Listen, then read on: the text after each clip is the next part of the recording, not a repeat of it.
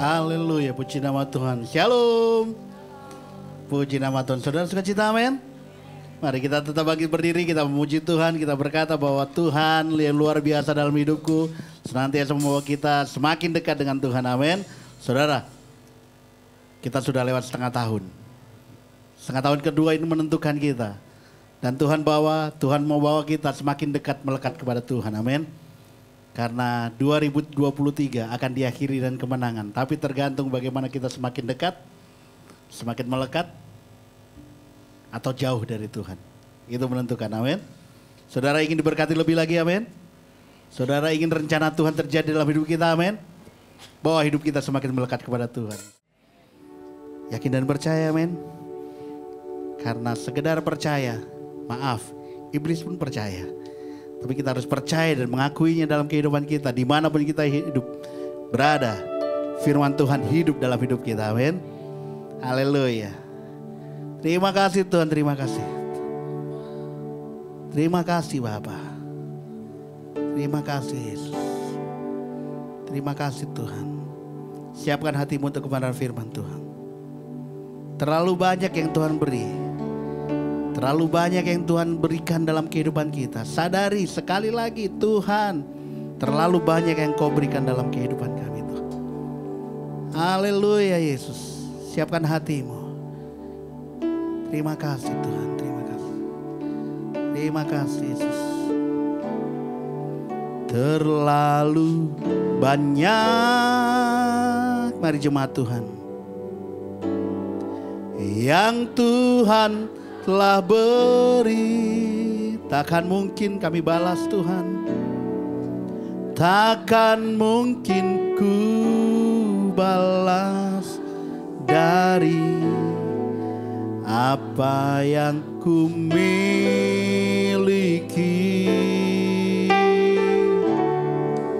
Ku persembahkan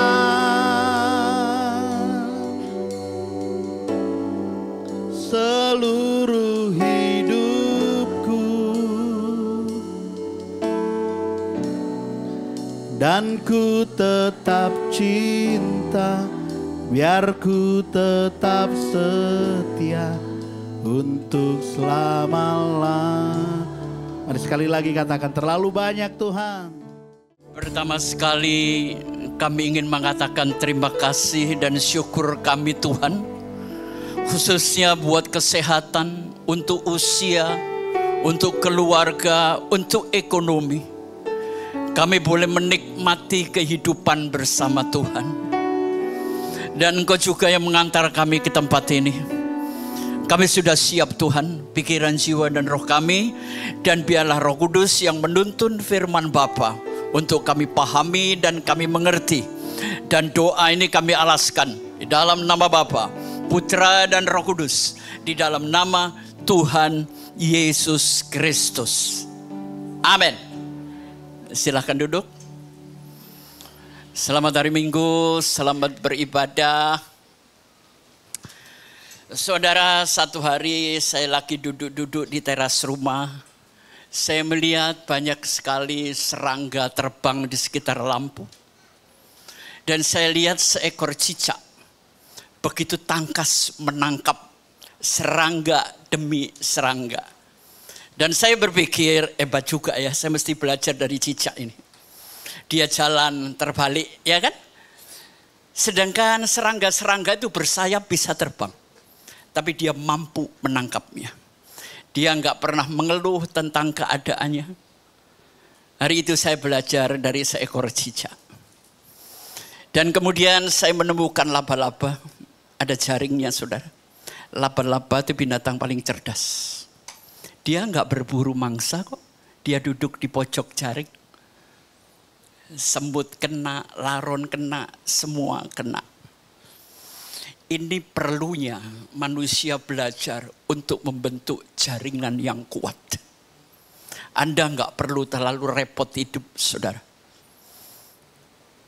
Saya harap semua masing-masing sudah membangun jaringan komunitas, ya. Nanti saya ajari gimana membangun komunitas. Belajarlah dari seekor laba-laba. Saudara, kehidupan ini memang Tuhan ciptakan, tapi di dalam hidup ini kita nggak bisa lepas dari unsur api, ya, unsur angin, unsur air, unsur tanah. Saudara pernah perhatikan api itu punya sifat apa? Dia selalu berdiri tegak, walaupun korek dimiringkan ke bawah, ke kiri, ke kanan, tapi api selalu tegak. Hidup ini boleh miring, saudara. Kadang-kadang doyong ke kanan, mau ke jungkel ke kiri. Tapi semangat harus tetap tegak. Dan api itu selalu menghadap ke atas untuk mencapai ketinggian. Apapun hidup yang Anda alami. Pertama, belajar dari api. Tetap tegak. Selalu menghadap ke atas. Dan mencapai ketinggian yang Anda mampu. Api itu luar biasa loh, saudara. Api itu pertama waktu Yesus ketemu dengan murid di pantai. Kenapa harus ada bara api di situ? Dan Yesus bakar ikan. Padahal kalau Yesus mau bikin ikan sarden langsung matang, bisa nggak? Bisa kan? Ikan tenggiri langsung matang bisa kok. Tapi kenapa Yesus perlu membuat bara api? Karena Yesus tahu pagi itu di pantai dingin sekali, saudara. Di Tiberias itu dingin sekali. Jadi Yesus perlu menghangatkan situasi. Saya mau tanya, apakah keluarga Anda masih hangat? Dingin, Pak? Lebih dingin dari kulkas? Udah gak pernah ngomong lagi? Ya, hidup cuma perlu satu hal. Kehangatan. Bangunlah kehangatan kepada setiap yang Anda temui. Saya percaya Anda akan diingat oleh banyak orang. Ya. Saya memang suka belajar filosofi, saudara. Saya suka belajar kepada alam. Api di samping menghangatkan, dia selalu menjadi benda penerang. Zaman dulu untuk ngusir binatang. Sebelum ada bedil, pistol, ya kan. Orang zaman purba membawa obor, saudara. Dan binatang takut kepada dia. Ya, dia jadi benda penerang. Terus kalau saudara tahu sifat air gimana? Saya kan sudah sering ngajar, saudara. Air itu dimasukkan dalam bentuk bangunan apapun, dia selalu beradaptasi. Ya, air Anda tuang di gelas bulat, dia ikut bulat. Anda masukkan akuarium kotak, dia berbentuk kotak. Air mengajar saya untuk selalu beradaptasi. Kalau enggak kita mati. Atau ajaran saya yang paling saya suka. Nanti pulang masuk kamar mandi, ya, ambil pisau paling tajam, terus belahlah air di bak mandi, saudara. Saudara bisa ngebelah air? Enggak bisa kan? Kalau hati kita selentur air, setajam apapun perkataan orang, Anda enggak pernah tersakiti. Setuju? Sederhana kan saya belajar? Sudah tua nggak usah sakit hati, penyakitnya sudah banyak, sakit pinggang, sakit liver, sakit jantung, ditambah sakit hati, mati lo. Ya kan, hidup itu jangan dipikir serius, saudara. Simple-simple aja, Ya, air itu luar biasa. Nah, sebelum saya menyampaikan tema saya tentang champion, saya tadi di luar ngobrol sama teman-teman berlima. Usianya hampir sama kok. Cuma ya jauh bedanya. Mereka belum 70. Cuma kita ngomong, entar kalau kita mati, di sana ketemu enggak? Ya ketemu. Gini ya, apa yang engkau ikat di bumi akan terikat di surga. Saya punya teman pendeta. Dia sakit hati sama istrinya. Kami antar istrinya waktu dia mau meninggal.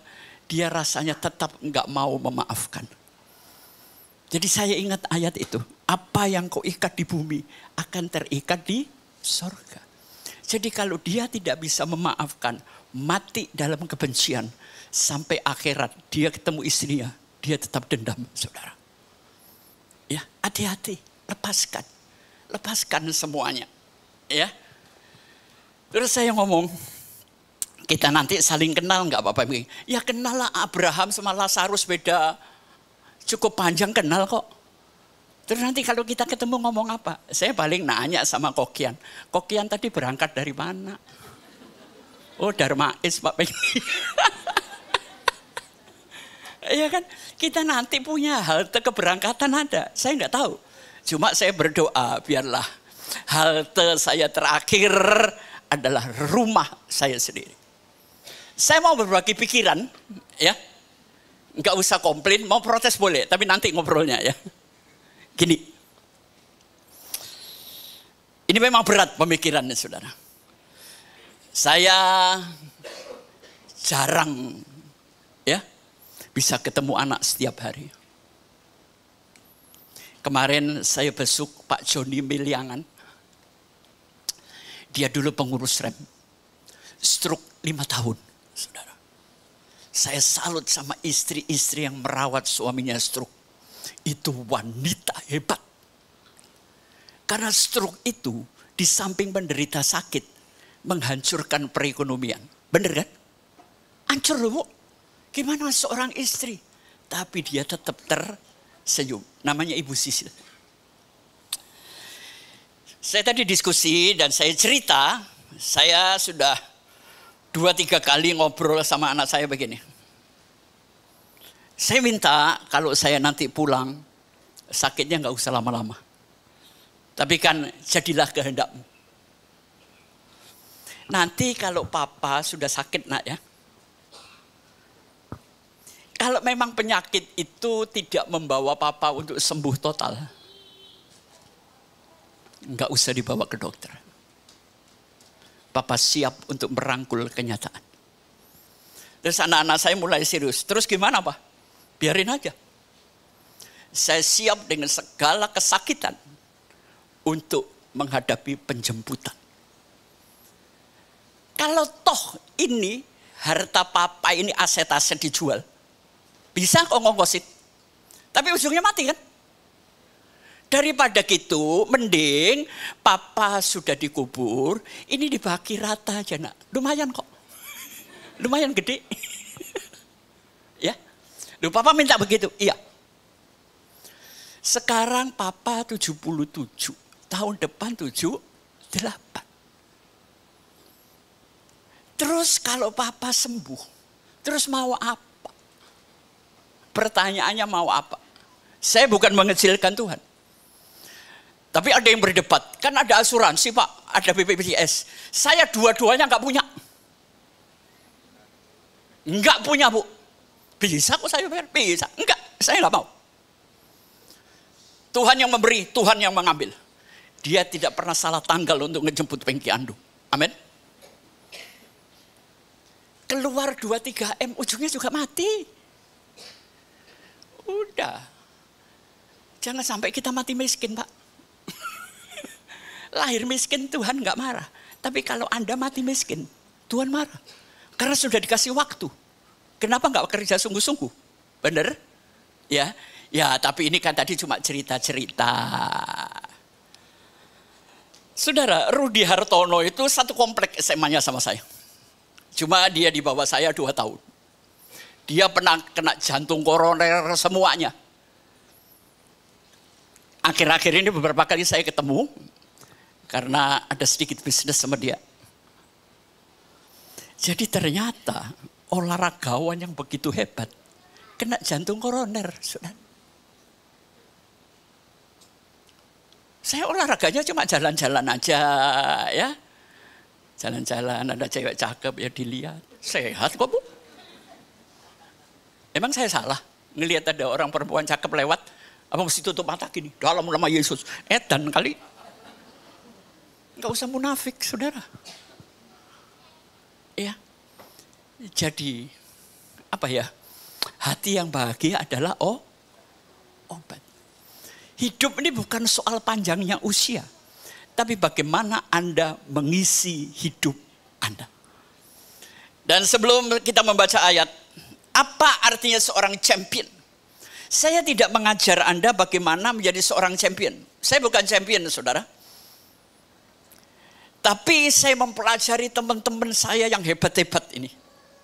Bagaimana dasar kehidupan mereka. Apa alasan mereka. Jadi saya menulis begini. Juara itu adalah orang-orang yang terbiasa untuk merasa tidak nyaman. Sekali lagi ya. Untuk menjadi seorang juara. Apakah Anda siap terbiasa untuk hidup tidak nyaman? Rudi Hartono itu dulu nangis-nangis kalau dilatih papanya. Dia kan rumahnya di Kaliasin. Ya. Terus ketemu pelayanan di Istana Kana sama saya. Jadi sekali lagi menjadi champion itu bukan bicara kekayaan, posisi, uang, jabatan, dan popularitas. Anda keliru. Tapi seorang juara, seorang champion adalah orang yang pandai memanfaatkan waktu. Itu yang pertama. Yang kedua, seorang champion itu selalu mengisi hidupnya dengan makna. Dan selalu berarti untuk kehidupan orang lain. Dan seorang champion itu mampu mencapai potensi terbaik dan optimal selama dia hidup. Jadi capailah potensimu, keluarkan semuanya. Jangan sampai Anda dimakamkan bersama potensimu, kasihan saudara. Makam itu adalah tempat kekayaan terbesar. Karena sedikit sekali orang memaksimalkan potensi. Jadi kalau saya bicara champion ya, jangan nanti pikir orang hebat, jenderal, kekayaan. Enggak ada hubungannya, saudara. Ya. Nah, baik, kita akan bangkit berdiri. Kita mulai baca beberapa hal. Kisah Rasul 27 ayat 10. Sebetulnya ini kisah pasal 27 secara menyeluruh. Tapi terlalu panjang, mulut saya juga capek bacanya, saudara. Jadi saya potong-potong, tapi tidak mengurangi nilainya. Ini tentang Paulus. Saudara-saudara, aku lihat bahwa pelayaran kita akan mendatangkan kesukaran-kesukaran dan kerugian besar. Bukan saja bagi muatan dan kapal, tapi juga bagi nyawa kita. Tetapi perwira itu lebih percaya kepada siapa? Jurumudi dan nahkoda daripada kepada perkataan Paulus. Pada waktu itu angin sepoi-sepoi bertiup dari selatan. Mereka menyangka, punya persepsi bahwa maksud mereka sudah tentu akan tercapai. Mereka membongkar sauh lalu berlayar dekat sekali menyusur pantai Kreta. Ya, lanjut, loncat. Dan karena mereka beberapa lamanya tidak makan, berdirilah Paulus di tengah-tengah mereka dan berkata, kita baca bareng-bareng ya, 2, 3. Saudara-saudara, jika sekiranya nasihatku diturutin, supaya kita jangan berlayar dari Kreta, kita pasti terpelihara dari kesukaran dan kerugian ini. Naik lagi, 1. Perhatikan. Tetapi sekarang, bukan besok, bukan kemarin, juga dalam kesukaran ini, aku menasihatkan kamu supaya kamu tetap bertabah hati. Sebab tidak ada seorang pun di antara kamu yang binasa, kecuali kapal ini. Karena tadi malam seorang malaikat dari Allah, yaitu dari Allah yang aku sembah sebagai miliknya, berdiri di sisiku. Dan ia berkata, jangan takut Paulus, sebab engkau harus menghadap kaisar. Dan sesungguhnya oleh karunia Allah, maka semua orang yang ada bersama-sama dengan engkau di kapal ini akan selamat karena engkau. Ya, lanjut. Sebab itu, pertama tabahkanlah hatimu saudara-saudara, karena aku percaya kepada Allah bahwa semuanya pasti terjadi sama seperti yang dinyatakan kepadaku, ya. Ini yang terakhir. Namun kita harus mendamparkan kapal itu di salah satu pulau, ya. Terus masih ada 35. Sesudah berkata demikian, ia mengambil roti, mengucap syukur kepada Allah di hadapan semua mereka, memecah-mecahkannya, lalu mulai makan. Ya, maka kuatlah hati semua orang itu, dan mereka pun makan juga. Amin. 37. Jumlah kami semua yang di kapal itu 276 jiwa. Ya, selesai. Silakan duduk. Saudara, satu hari saya harus memimpin kapal untuk menyeret salah satu kapal di perusahaan yang saya kerja. Karena asnya itu putus. Dan saat itu memang gelombang besar. Setelah melakukan perjalanan sekitar 10 jam, kami menemukan kapal dari perusahaan di mana saya bekerja terombang-ambing, saudara. Tali yang segede-gede paha mulai kita lempar, semuanya putus.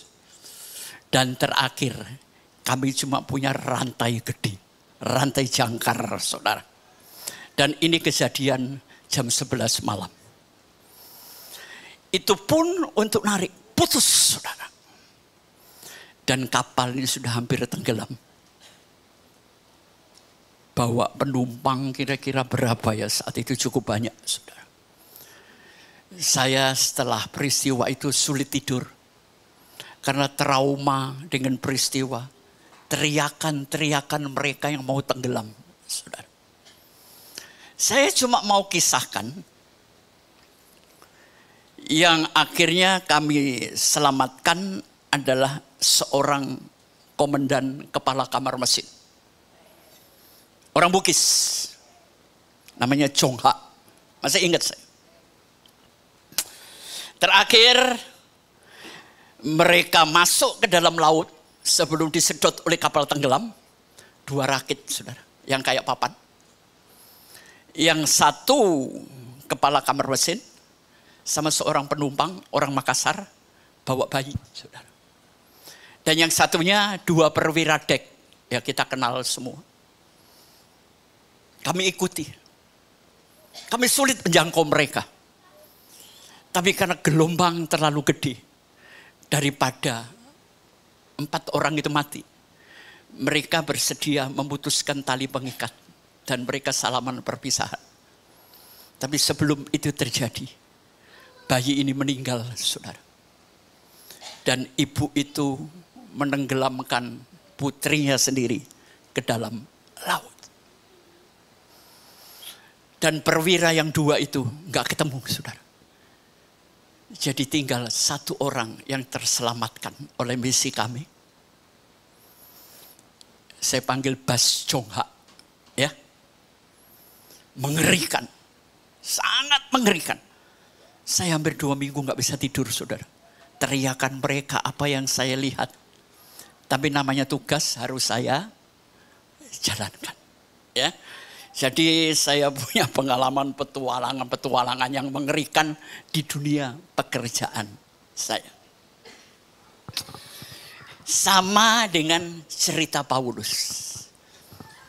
Paulus ini Tuhan mau kamu harus ke Roma Paulus.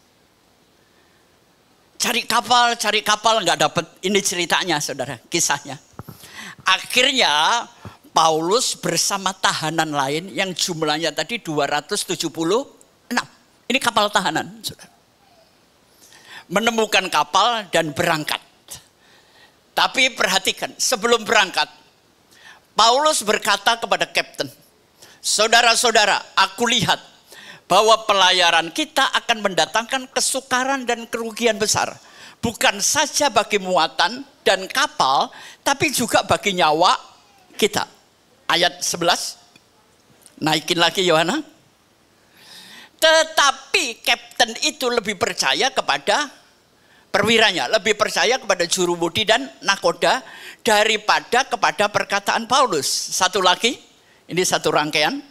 Pada waktu itu angin sepoi-sepoi bertiup dari selatan. Mereka menyangka bahwa maksud mereka sudah tentu akan tercapai. Mereka membongkar sauh lalu berlayar dekat sekali menyusur pantai Kreta. Saudara, kadang-kadang kita ini seringkali antara ilmu dan iman itu mana yang Anda menangkan? Paulus dapat penglihatan. Kapten, saya mendapat pesan Tuhan. Pelayan kita mengalami banyak kesulitan. Tapi perwira tadi yang ilmunya tinggi lebih mempercayai ilmu yang dia tuntut daripada iman Paulus. Iman dan ilmu itu seharusnya selaras. Terus pandangan kapten ini didukung. Saat itu angin sepoi-sepoi bertiup dari selatan. Mereka ngomong, udahlah Paulus, kamu sembahyang aja. Kamu gak pernah sekolah pelayaran. Sudahlah, kamu berdoa sebagai pendeta, berdoa aja. Mereka menyangka, jadi mereka punya persepsi bahwa maksud mereka sudah tentu akan tercapai. Karena anginnya mendukung, saudara. Gak ada tanda-tanda gelombang, gak ada semua. Berangkatlah mereka. Berarti mereka sudah dinasihatin ya. Antara iman dan ilmu. Oke, sekarang kita naik yang lain, kelompok kedua. Dan karena mereka beberapa lama tidak makan, ya saudara, saya tidak membaca bagaimana perjalanan mereka. Kalau Anda baca pasal 27, yang pertama, tiba-tiba mereka diserang badai besar. Untuk supaya tidak tenggelam, pertama mereka buang muatan. Muatan itu berharga, saudara. Kadang-kadang dalam hidup ini kita terombang-ambing ya. Dan kita harus membuang beberapa hal dalam kehidupan ini. Mungkin Anda harus melepaskan harta Anda. Melepaskan sifat dan sikap kita yang gak pernah berkenan kepada Tuhan. Itu harus dibuang. Tapi kalau saya baca ayatnya, itu pun sudah dibuang. Badai makin hebat, saudara. Dan kemudian mereka membuang peralatan kapal. Gila kan? Jadi kompas dibuang, komputer, topdal dibuang semua. Setelah semuanya dibuang. Saudara, pernah saudara mengalami kesempitan ekonomi? Sehingga banyak hal, rumah terjual, mobil terjual. Kita harus gelayotan lagi di bis kota. Kira-kira saudara siap menghadapi itu? Buat Tuhan, nyawamu lebih penting daripada harta yang kau miliki. Dengar baik-baik. Harta bisa dicari. Tapi kalau kita binasa, saudara perhatikan kalau ke rumah sakit, banyak orang ngomong, Om, doain ya Om. Saya nanti sembuh mau ke gereja, mau jadi pelayan Tuhan. Berapapun akan saya bayar, yang penting sehat. Saya orang pekerja keras, tapi jangan sampai menghancurkan tubuh, saudara. Nanti semua kekayaan akan masuk rumah sakit, ditambah Anda mati. Sakit hati enggak, saudara? Udah kerja biasa-biasa aja, ya. Jangan terlalu gila-gilaan. Sekarang ini saya melihat, aduh, apalagi multimedia itu racun gila itu, saudara. Semua pamer kekayaan, kita jadi iri. kita jadi termotivasi dengan cara yang salah. Ikut-ikut kaya. Sekarang gini, tolong acungkan jempolan saudara. Mau saya potong, saya beli 5M? Enggak mau kan? Jadi 2 ibu jari 10M, belum jempolan kaki. 20M. Saudara kurang kaya apa sih?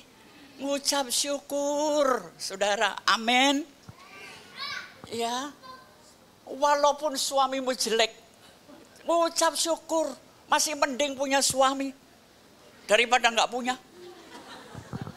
Ada ibu-ibu datang sama saya, Om Pengki, tolong doain. Suami saya ada apa lagi, Bu? Suami saya dulu, Bu, Pak, kalau ngorok udah kayak babi. Ngerong. Saya cuma ngomong, Bu, itu ada ibu baju kuning. Ibu tanya, sudah? Ya, sudah. Dia punya suami? Enggak, suaminya meninggal. Jadi bersyukurlah. Kalau suamimu ngorok, berarti dia masih hidup. Amin. Daripada jadi janda gak punya suami. Saudara, belajar apapun yang terjadi, sikapi dengan mengucap syukur. Terima kasih Tuhan. Ngorok-ngorok, jelek-jelek, yang penting laki. Bener kan? Udah mau apa lagi sih hidup? Hidup kok menuntut, terus kurang ini, kurang itu. Makanya waktu Tuhan menciptakan Hawa, Adam dibuat hidup. Pertanyaannya, kenapa nggak ditetapkan melek aja? Kalau Adam dibuat melek, itu perempuan nggak pernah tercipta. Begitu dia melek, oh kurang tinggi Tuhan.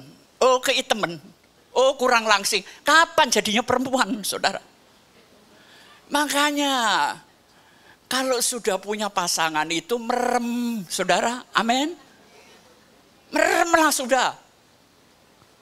Ya adanya ini udah bersyukur aja, yang penting hidup. Saudara tanya yang punya istri cantik, tetap nggak puas kok. Setahun juga bosan. Jadi mengucap syukur aja. Ya. Nah, setelah semuanya dibuang, sekoci diturunin, alat penolong dengan segala usaha, tidak terjadi apa-apa. Badainya makin kencang, akhirnya terpaksa kapal itu dikandasin di pulau Kauda. Kapalnya hancur. Tapi sebelum kehancuran, Paulus ngomong begini. Dan karena mereka beberapa lamanya tidak makan, berdirilah Paulus di tengah-tengah mereka dan berkata, saya mau tanya, saudara pernah nggak makan paling lama berapa hari? Woi, berduit semua yang makan terus. Rasain, cobalah Anda nggak makan. Saya pernah susah, Pak. Satu hari saya nggak makan, nggak ada duit. Cuma minum air putih, kembung-kembung. Dulu antara nembel ban sepeda sama beli semangkok kacang hijau. Saya mikir, kalau saya beli semangkok kacang hijau, saya nggak bisa ke kantor. Tapi kalau saya nembel ban, hari ini saya nggak makan apa-apa. Saya pilih, saya tembel ban. Saya pernah hidup susah kayak begitu, saudara. Sangat susah. Makanya hidup saya keras dan saya orang yang mandiri. Dan saya paling tidak tega untuk melihat orang nggak bisa makan, Bapak Ibu. Kalau saudara kan makan enak, habis 3 juta, sebelum dimakan difoto dulu. Ceprek, dikirim ke teman-teman yang nggak bisa makan. Itu kan jahat buang itu manusia model begitu. Sumpah jahat, Bu. Jangan sakiti hati orang lapar. Amin. Makan aja. Kenapa sih harus foto-foto? Saya bingung sama anak-anak sekarang. Jangan lagi anak-anak, sing tuwek-tuwek podo ae. Lebih gila. Itulah salah satunya. Gua paling benci sama Android, saudara. Android saya hanya untuk motret proyek, untuk pekerjaan. Bukan untuk pamer-pamer. Amin. Belajarlah. Jangan nambah dosa. Ya. Terus Paulus memberikan satu petua. Saudara, jika sekiranya nasihatku diturutin, supaya kita jangan berlayar dari kereta, kita pasti terpelihara dari kesukaran dan kerugian. Inilah iman yang terbukti. Tapi kita lanjutkan pasal 22. Tetapi itu masa lalu. Gak usah ada yang menyalahkan. Paulus adalah orang yang tidak pernah menyalahkan siapa-siapa. Padahal kaptennya yang salah kan? Juga dalam kesukaran ini. Sekarang bukan nanti. Aku menasihatkan kamu. Supaya tetap tabah. Sebab tidak ada seorang pun di antara kamu yang akan binasa. Kecuali kapal ini. Sekarang saat Anda duduk dan saya berdiri. Hidup itu harus tabah. Punya kemampuan bertahan. Amin. Sekarang ini manusia perlu satu. Kemampuan bertahan. Ekonomi makin lama makin sulit. Tapi jangan pernah berhenti berusaha. Ya, kita naik lagi, kita mau selesaikan. Kenapa Paulus dengan yakin menasihatkan? Karena tadi malam seorang malaikat dari Allah, yaitu dari Allah yang aku sembah sebagai miliknya, ada di sisiku. Jadi Paulus mendapatkan penglihatan, bukan halusinasi. Ayat selanjutnya. Ya, dan ia berkata, jangan takut Paulus, engkau harus menghadap Kaisar. Jadi tujuan Tuhan mengirim Paulus lewat kapal ini supaya dia memberitakan keselamatan kepada Kaisar di Italia. Rencana Tuhan tidak pernah gagal. Dan yang mendapat rencananya tidak pernah akan mati. Cuma penderitaan mungkin dia alami. Amin. Ya. Maka semua orang yang bersama dengan engkau di kapal ini akan selamat. Karena siapa? Karena satu orang beriman. Saudara, semuanya selamat. Ya. Jadi kalau Anda sekarang percaya Yesus, orang tua, adik, kakak belum, biar aja. Janji Tuhan pasti terlaksana. Cuma Anda harus melewati penderitaan. Ya. Kita naik lagi, kita mau selesai. Sebab itu tabahkanlah hatimu saudara, karena aku percaya kepada Allah bahwa semua yang pasti terjadi sama seperti yang dinyatakan kepadamu. Nah, sebelum saya mengakhiri, sekarang kelompok yang ketiga, naik lagi. Ya, sesudah berkata demikian, ia mengambil roti, mengucap syukur kepada Allah di hadapan mereka semua, memecahkannya dan mulai makan. Saudara, saya untuk mencoba mengerti perjamuan kudus belasan tahun. Ini pengertian saya pribadi.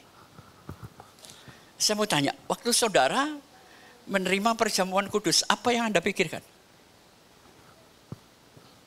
Ini biasa Pak, kalau nggak ikut perjamuan nanti kayak kafir, rada kafir. Jadi harus ikut. Gini ya pengertiannya. Saudara dapat roti, saudara dapat anggur. Yesus berkata, roti ini adalah tubuhku, anggur ini ada darahku. Waktu Anda pegang, tubuh sama darah terpisah enggak? Berarti Yesusnya mati. Sampai sini ngerti anak-anak? Jangan cuma manggut-manggut loh, gue capek. Sekali lagi, ini roti, ini anggur. Tubuh dan darah terpisah. Berarti orangnya apa? Mati. Kemudian saudara makan dan minum. Darah dan tubuh nyatu. Orangnya hidup enggak? Hidup. Yesus yang mati waktu Anda melakukan perjamuan kudus. Dia hidup dengan penuh kuasa di dalam kehidupanku dan kehidupanmu. Amin. Ini makna perjamuan kudus. Saya enggak pernah diajar siapapun. Saya mencari dan menemukan sendiri. Jadi mungkin minggu depan ada perjamuan kudus karena Pak Paulus sudah ada. Jadi waktu Anda memegang roti sama ini, bayangkan pengorbanan Yesus untuk Anda. Dia mati. Tapi begitu Anda minum dan makan, dia bersatu. Yesus Sang Pencipta hidup di dalam kehidupanmu. Luar biasa enggak? Jangan sampai Anda percaya perjamuan ini nih saya baca loh. Saya nggak usah sebut dari gereja mana, saudara. Saya baca itu buletin. Ada jemaat ngambil perjamuan. Ini kurang ajar banget, saudara. Gotnya mampet. Disiram perjamuan kudus. Yesus mati bukan untuk got mampet, bro. Saya baca masih ingat itu. Saya bukan nggak percaya, tapi itu salah tempat, itu sesat. Saudara, masa perjamuan kudus dibuang ke got? Yesus mati bukan untuk got. Got mampet itu urusan pengairan. Orang Kristen kadang-kadang over. Satu hari saya kebaktian, saudara. Jemaatnya 500-an. Waduh, hobinya ngeroh banget, saudara. Enak-enak menyembah di dalam roh. Jeglek, mati itu lampu, saudara. Bahasa rohnya tambah kencang, bu. Ya tetap mati listriknya. Saya panggil pengurus, coba petugasnya. Cari tempat saklarnya. Mungkin ngejeglek. Begitu dinaikin, nyala. Nggak perlu bahasa roh, saudara. Otak dipakai, bro. Lampu mati dicari skakelarnya. Atau dicari sudah bayar belum. Bukan roh. Kadang-kadang aneh ini orang Kristen, saudara. Aneh kan? Ntar kadang-kadang di retreat. Orang rebah-rebah, saudara. Ada yang bawa gitar dinyanyiin. Goblok, ini cari perhatian. Bangunin aja, suruh bangun. Setan kok digitarin, emang mau dangdutan apa? Saya ngeliat-ngeliat gini tuh aneh, saudara. Ya, nah yang terakhir dan mereka mulai makan, perhatikan saudara. Maka kuatlah hati semua orang itu dan mereka pun makan juga. 276 tawanan nggak kenal Yesus, saudara. Tapi waktu mereka memakan perjamuan, hati mereka sukacita. Apapun yang Anda temui, rencana Allah tidak pernah gagal dalam hidupmu. Miliki kemampuan bertahan, fokus kepada tujuan. Perkataan Tuhan tidak pernah luput, saudara. Ya, Tuhan memberkati. Sekarang kita putar. Apa sih itu champion?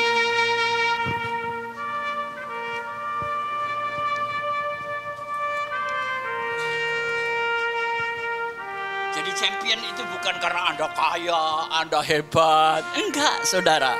Waktu Anda sebagai seorang ayah yang baik, ya, Anda seorang champion. Anda dikenal mengisi waktu dengan keluarga, ya. Oke. Kehidupan para champion gimana sih? Naik lagi. 1. Inilah dasar-dasar untuk menjadi juara. Yang pertama apa? Saudara pandai berkomunikasi. Kayak laba-laba membangun jaringan. Yang kedua, high motivation. Punya hati yang fokus. Penuh cinta dan kasih sayang. Yang ketiga apa? Attitude, sikap hidup, mind, cara berpikir kita. Anda bisa membangun personal brand. Sudah saya ajarin kan? Terus introspeksi diri. Bisa membaca peluang. Dan punya jaringan atau niche yang kuat. Inilah dasar-dasar champion foundation. Oke, kita naik lagi. Klik. Tadi saya katakan, untuk menjadi seorang champion, Anda harus memanfaatkan waktu sepadat-padatnya. Jangan pernah disia-siakan. Saudara, saya kemanapun, nggak pernah nggak bawa buku, saudara. Nunggu di bandara, mau ngopi, Tetap saya bawa buku.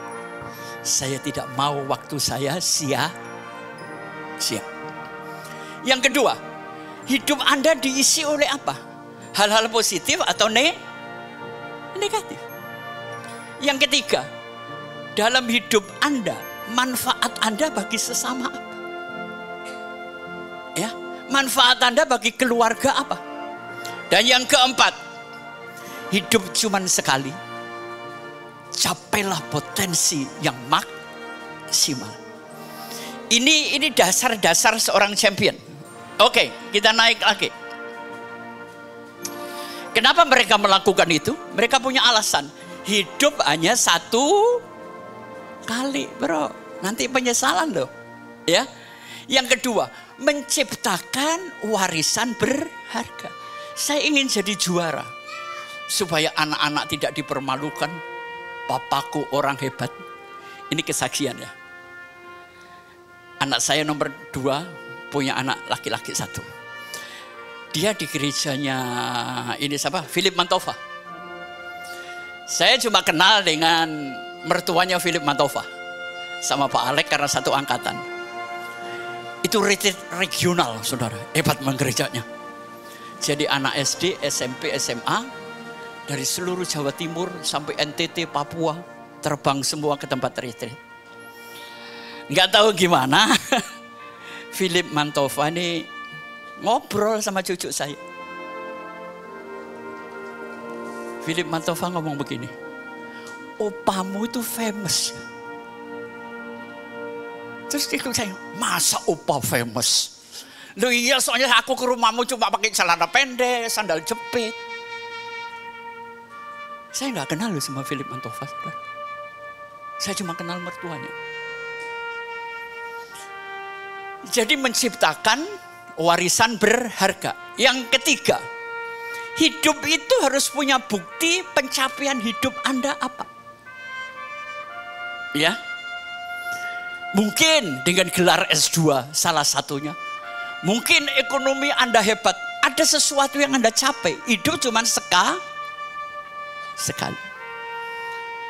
Nah, hidup cuma sekali, bantu orang. Dan dengar yang terakhir, Tuhan ingin yang terbaik. Tuhan selalu ingin yang terbaik. Oke, naik lagi. Saudara, champion itu begini. Saudara pernah kagum dengan seseorang? Pernah? Waktu Anda kagum dengan seseorang, itu di dalam dirimu muncul sesuatu motivasi, gua ingin jadi seperti itu. Bener gak? Ya. Oh, orang itu usahanya hebat. Mau tidak mau setelah saya ngelihat itu, saya kepingin Tuhan. Dia jadi role model. Nah, modeling itu gimana sih? Modeling hidup Anda pertama tergantung lingkungan. Dengan siapa Anda bergaul, teman-teman Anda, lingkungan ini akan membentuk perilaku Anda. Perilaku ini akan membentuk kemampuan, kemampuan akan menjadi belief, keyakinan. Ya.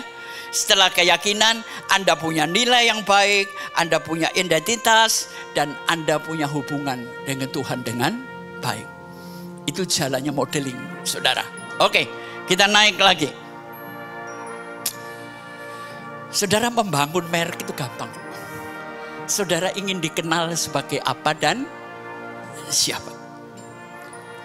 Kenapa orang suka pakaian bermerek, tas bermerek? Karena ingin dikenal, ya, dia orang hebat.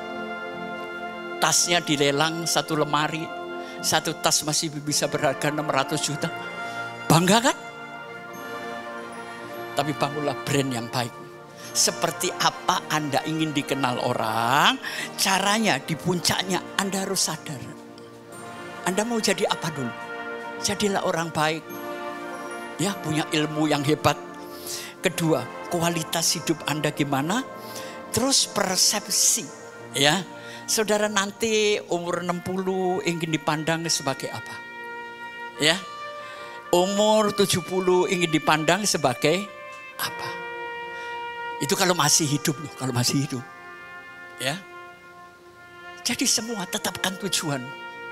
5 tahun nanti Anda mau jadi apa?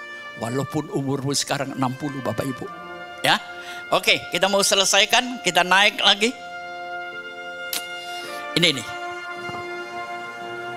Saudara kesel nggak ngelihat orang pencitraan diri? Kesel nggak? Kesel ya? Gila kalau ngomong hebat, kelakuan, najis, kafir banget. Ngomel kan kita. Jadi membangun brand itu harus punya kepribadian yang baik. Nah, sekarang perhatikan garis ini. Yang ke atas adalah kualitas, yang ke sini adalah merek. Oke, kita mulai dari yang warna hijau. Bad personal brand. Sudah mereknya jelek, nama baiknya jelek, pribadinya ternyata jelek juga. Hidupnya berhenti, saudara. Tapi kita naik lagi. Kualitinya bagus, ya. Tapi personal brandnya nggak mendukung. Orang nggak kenal siapa Anda, ya. Tapi perhatikan yang kanan. Dia punya pribadi yang baik, ya. Merek hidupnya, pergaulannya semuanya baik. Inilah kunci sukses. Jadi hati-hati membangun brand dengan kepribadian Anda itu harus selaras. Yang terakhir, ngebrandnya bagus saudara. Waduh, YouTube masuk, apa semua masuk saudara. Tapi kelakuan Anda sehari-hari bad saudara, ya, maka saudara masih menjadi distraction. Saudara menjadi kacau hidup Anda. Oke, kita naik lagi. Saudara pernah punya pelajaran dasar 5H, 5W plus 1. Ini pelajaran dasar saudara. Tapi saya ulang kembali, ya. Jadi saudara kalau mau ambil HP di foto-foto aja saudara. Ya. Saudara kok kayaknya lebih profesor dari saya sih. Saya belajarnya mati-matian bertahun-tahun saudara. 5W plus 1H. Kita harus mulai dari bawah. Environment. Lingkungan ini menentukan hidup. Walaupun di dalam Yesus semuanya putus. Ya, tapi lingkungan, carilah lingkungan yang baik. Kedua, lingkungan ini menentukan what? Perilaku Anda. Terus kemudian perilaku ini akan membawa skill Anda itu bagus nggak? Ya, capabilities. Kalau skillnya sudah bagus, maka saudara akan mencapai why-nya. Jadi semua peristiwa itu dicari why-nya. Ada bukunya Simon Sinek ya, judulnya Why. Itu perlu Anda beli. Belief Anda ini salah atau benar? Ya, kalau belief dan value sudah benar, maka saudara punya identitas who yang baik ya. 5W plus 1H. Ini pelajaran dasar pengembangan kepribadian. Ya, saya nggak bisa lebih jauh lagi membahas, waktunya nggak nyampe, saudara. Tinggal 2-3 gambar. Oke, kita naik lagi. Inilah juara ini punya zona. Kalau saudara lebih menyukai kenyamanan, keluar saudara. Rasa nyaman itu akan menjatuhkan Anda. Yang kedua, selalu belajar. Yang ketiga, selalu bertumbuh. Yang keempat, melakukan pencapaian. Zona inilah yang Anda harus pelajari setiap hari dan praktekkan. Amin. Ya, oke, kita naik lagi. Saudara menyikapi peluang gimana? Zaman sekarang ini lebih susah, tapi kemungkinannya lebih banyak. Main game aja hadiahnya ratusan juta. Makanya kalau anak ibu-ibu main game nggak keluar kamar, itu calon kaya bu. Ketuk, makan, kasih kopi, main game. Sampai 15 tahun. Terus ikut pertandingan di Mall Anggrek. Hadiah pertama berapa? Si Pektil men. Saya sampai nonton, oh gila permainan ini. Ini pekerjaan baru. Stand up komedi aja membuat orang kaya raya. Dulu kita ndagel, dimarahin sama mama. Ya kan? Main gitar, mau ngamen.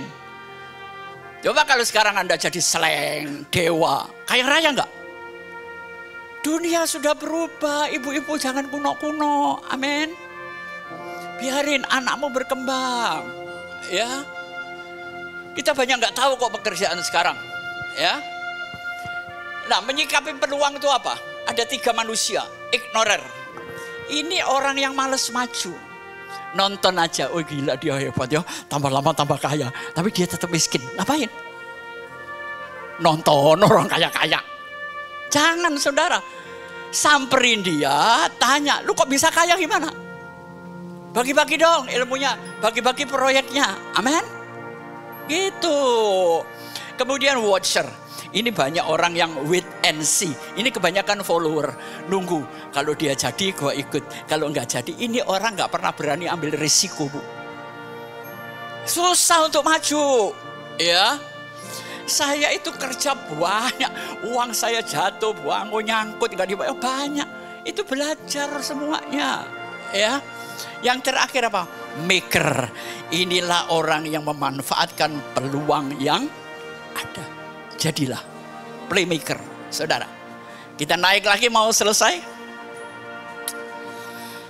Saudara, siapa di sini punya komunitas-komunitas? Komunitas Harley Davidson, komunitas kuliner, ada loh sekarang. Komunitas gosipin, jatuhin orang, itu komunitasnya sekarang banyak. Loh, bener Bu, saya ini selalu ngelihat, oh gila komunitasnya. Kumpulan orang-orang gila. Itu, ya. Saya singkat apa? Membangun komunikasi ini adalah tribe. Kalau dibaca wajarnya tribe lah. Jadi kalau Anda membangun komunitas, yang pertama type-nya apa? Komunitas apa yang Anda bangun? Saya kalau senggang selalu ngobrol sama teman-teman motivasi, sama teman-teman yang hebat, saudara. Kalau kita rendah hati, Anda akan jadi hebat. Anda kalau mandi dulu, pakai gayung, kepala dulu atau jempolan kaki. Ntar mandi ya, mulai dari jempolan kaki. Sudah dinaikin ke atas. Keluar Anda edan. Saudara. Saudara mau membangun komunitas, apa? Setelah komunitas, saudara, komunitas itu harus membangun dunia pendidikan. Satu sama lain belajar. Jangan cuma ngegosip aja. Ya. Nah, komunitas itu menghasilkan dampak apa untuk tiap anggotanya itu apa. Ya. Saya punya teman baik. Dia menjadi ketua McLaren mobil sport mewah di Asia. Wah, itu keuntungannya banyak, saudara. Dia kenal dengan tokoh-tokoh dunia yang makin kaya dia. Ya, bangun komunitas. Saudara punya Vespa yang sudah butut, ya sudah kepotong-potong. Bangun komunitas Vespa, bener? Saudara merasa saya nggak cantik, Pak Bengki, saya jelek. Bangun komunitas jelek-jelek, saudara. Ajukan kepada produser film horor. Mau pilih anggota, daftar ke saya. Loh, SPG itu sekarang punya komunitas loh. SPG mobil, SPG apa, SPG apa. Semua komunitas, Bu. Ya. Setelah itu result. Artinya result apa? Hasilnya itu apa, Bu? Anda di tengah komunitas itu berjalan berapa tahun, menghasilkan apa? Dan kemudian ignite. Tetap menyemangati. Kalau punya komunitas, kita tetap punya semangat, ya. Mungkin satu gambar lagi kita akhiri. Oh, sudah selesai, saudara. Ya, Tuhan itu penuh cinta kasih. Tuhan ingin Anda jadi juara. Tuhan memberkati. Ya.